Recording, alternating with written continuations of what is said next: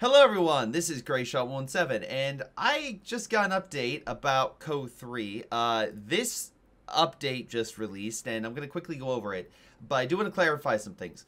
One, I was wrong about information on the previous update. I was listening to the live stream where they mentioned this. This is what they were referring to about the veto system and the leaving. This update, not the previous. That is my bad on that video, and I posted a link down below, or a message down below when people started asking. I'm like, that's my bad, 100%.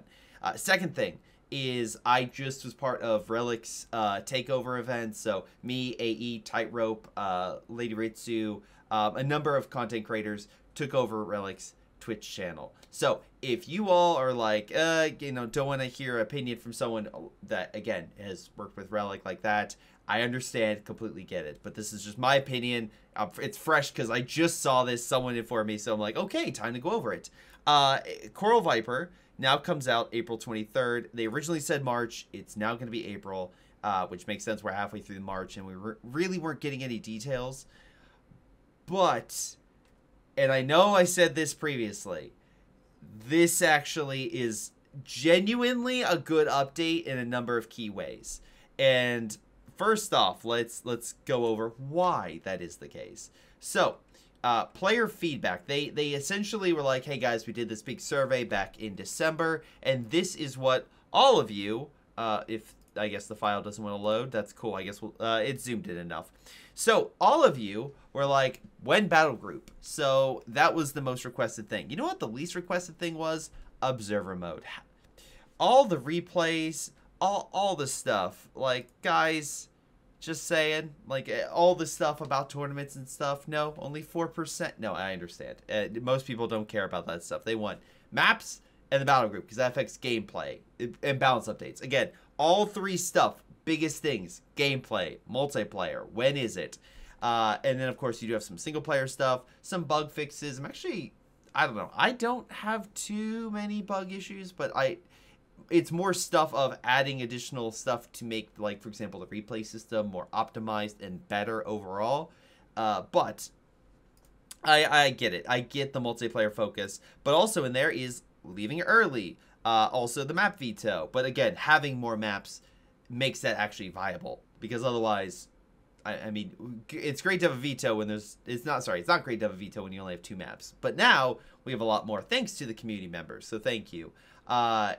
Speaking of which, we are getting 3 maps for the community. If I had to guess, and again, they're probably going to do something similar like they did in the previous one, where they're going to probably do probably 4v4, a 2v2, and a 1v1. Next up, for additional features, we have Vote to Surrender. Auto match. So again, Vote to Surrender. Right now, it sucks the fact that if you're losing, you can't just surrender and move on, right? Because that way you can at least, you can wrap up the game peacefully. You have to just leave, which is unfortunate. Because then your teammate might see it and be like, well, we can't surrender, so I'm just going to leave. And then you might be, well, like, wait, why did you try to communicate first? Because there's no, like, vote to surrender. Hey, don't surrender yet. We can do this, right? There isn't that, like, barrier. Auto match cooldown. So I guess if you do leave early and you do that enough, the game's like, hey, you're leaving too much. Here's a cooldown. Mission select, again, just just kind of going over some stuff for Co1, Co2. Of course, you go through missions. Co3, the single player for the doc have that. For the Italian campaign, not really. You have to play through it. So the fact that they'll let you play the more scripted missions is the plus, in my opinion. That will absolutely help, because there's some missions I would like to go back to, like the final mission, and with a whole different set of company and units, and just, try it. Why not? Because it is a very weird placement. Accolades, player progression, great. Balance adjustments and pathfinding improvements. I'm trying to think of stuff right now, but I mean, the most recent patch, I'm curious to see what what metas and stuff come out of right now. It seems like it did help fine tune a number of things, and then quickly once they realized certain things, they did an instant patch. But again, we'll see what they do based on, like, unit deployment, all this stuff. Like, I'm assuming the hover, for instance, is probably going to get a small decrease. But hey, I'm glad it's actually is proving to be effective.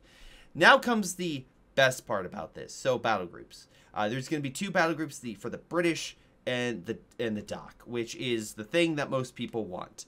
And again, they're saying this was what was going to be in it. This is what is now going to be in it because of the delay. So that includes 2 battle groups, the map preference, difficulty selection for co-op AI. Wait, co-op versing AI. I don't play versing AI, but that is a serious sort of like misstep that feature wasn't focused on, because again, it's like you're releasing maps, so you want people to play, so having a difficulty slider seems like a thing. Single player challenges, I'm curious to see how that goes. I'm assuming it's just you earn merit so that way you can unlock stuff for multiplayer. Hey, that would be cool. I mean, I'm assuming that's what this challenge is, because that would be similar to the multiplayer challenges, that we can unlock merit. Additional balance tuning, again, essentially it's like, we'll do even more balance stuff, which, okay, cool. Some AI improvements, yeah, AI's not the greatest, so fine-tuning it's good. UI visual improvements, hopefully this is stuff like covering more customization in the UI that allows people to, you know, customize it to their, you know, how they want to set it. Because, like, for example, in replays, it doesn't make sense that you have the 2 top screens and you have still that bottom one, right? Or for the unit icon. Like, customize it in that way so that way you can have, you don't have repeating information. That's absolutely what you need to do. Again, just to make things better for, especially when a caster is trying to communicate the game to the person, especially in a 4v4. Also having it so that way when you click on a unit, it automatically goes to that player if you're going to remove the top. That way you're not just trying to cycle through. You should automatically switch to that player's perspective. That way the base and all that stuff follows suit. Or maybe address it to where that caster mode is optimized for 4v4 and stuff. Because really it's only optimized for 1v1, 2v2 at best. Really 1v1. All right, so the battle groups. This is the biggest thing, though, because I know what people are going to say. They're immediately going to say, well, Greyshot, you're going to have to pay for it. No. We're happy to announce the new battle group will be available for free via everyone in the game store. This is our way of thanking you, our players, for sticking us. We continue to improve the game and create additional content. Again, I will say this is good. This is something, truthfully, yeah, I'm curious to see. Well, okay, how do I put this? So they released the expansion back December.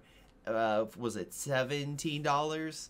And yeah, technically, if you added up all the pieces, sure, you get the $17. But the state of the game and overall the community feedback toward Relic, again, you could just go to the Steam reviews or user scores and just read reviews and stuff, and you can understand people's frustrations. I don't have to repeat that. But charging that just didn't help the situation. So them giving it for free is a good sign. At the very least, they're not repeating the same issue and then releasing it for $10, and then people are just frustrated because it's like, okay, I'm glad that you're releasing the battle. I mean, I'm glad you're releasing battle groups, but we either gonna have to pay for it or, you know, spend months trying to unlock it with merit. So the fact that it's just going to be available day one for people to play, great. They do say that it's like, hey, you know, download it now, and if it does go back on the store, you know, we're not going to charge you. So my guess is it'll probably be free for like 3-6 months, or, you know, a period of time, and then they will then sell them for $10. So I'm assuming. Hear me out. Reach out to the guy in the Mapmaker Discord that made Oasis. You're gonna have a solid 4v4 map. It's a beautiful map, especially think of it with the new art design. Oh, or like the boost it got. Like so good. It's so good. But anyway, so overall, yeah, a lot of this stuff is what people want. I'm glad it's coming out. It sucks we have to wait another month, but I'd rather have more stuff that's more polished and having it out at that time. And again, I'm just glad they're still trying to update and fix this game, because yeah, they definitely need to. They definitely need to. But it's a step in the right direction. Again, I will say, so let's see, this is going to be a major drop in, let's say, what, April? And then you had all the multiplayer maps and stuff in February, and then the other expansion December. So if they keep doing decent size, like drops every 2 months, okay, I could definitely see the player base coming back, especially if with more multiplayer maps, more battle groups. Just you have, again, this is just me, but I don't expect a battle group every 2 months. But whatever like is the next big thing, I'm assuming has to be this fall. I have a couple ideas what that could be. Again, I have no insider info. This might just guess. But they definitely need something probably in the summer. Maybe another couple of battle groups or, you know, something like that. And then for the fall, probably more battle groups, single players, you know, expansion, kind of like Ardennes Assault or... But you need something like that, right? So we'll see what they do. But anyway, I wanted to let you guys know about this.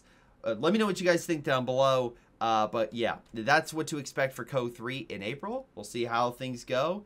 And hopefully, no audio issues this time. Hopefully, fingers crossed. This has been Greyshot17. Looking forward to your comments, and I'll see all of you next time. Hello everyone, this is Greyshot17, and before y'all go, let me give a special shout out to Patreon supporters Joey G240, Milam, Big Cooch, Aphyria, Ace, Pyro Shark, Tonybee 95, Epic Pleb. Thank you all for your incredible support and helping me grow my channel and support my channel and everything I do. Thank you, and to the rest of you, thanks for watching, and I'll see you guys next time.